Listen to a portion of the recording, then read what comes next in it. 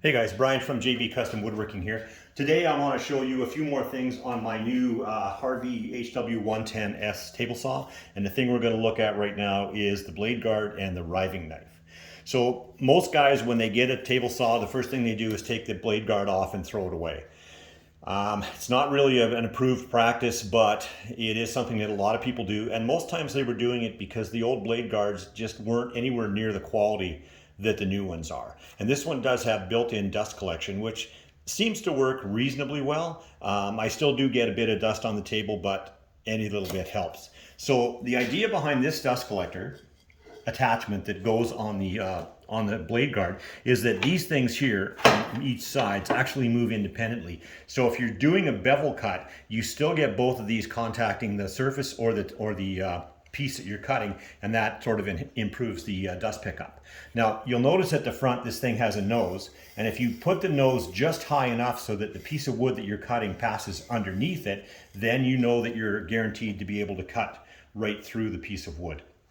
And the riving knife at the back, of course, moves up and down with the blade to always keep the cut open so you don't end up with pinching and kickbacks. Now, if you don't like the overhead dust collection system, if you just reach in here and flick the little switch and then you grab onto this and pull it out, you can put that aside and you can put on just a riving knife. Now, the idea behind the riving knife is that it rides in exactly the same groove and is just slightly wider than the saw blade. So when the wood comes through the blade, it doesn't get a chance to pinch on the back of the blade, which would cause kickback because the riving knife is here. And like I say, this does float up and down with the blade, so it's always at the correct height and it's always in the right position. And with a little flick of the switch, it's very securely held in place. Now I'm probably going to use the one with the attached dust collector to it just because dust collection is an issue in my shop, and it can lead to breathing issues down the road if you're not careful. So I haven't been able to determine how well this works yet because I've only started playing with this. I did notice that with the blade that it came with when I was cutting melamine, it did a pretty decent job.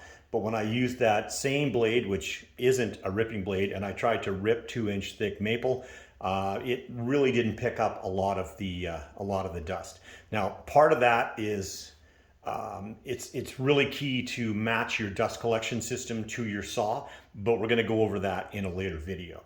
So that's just a quick overview of the overarm dust collection and the riving knife that come with the Harvey 110S.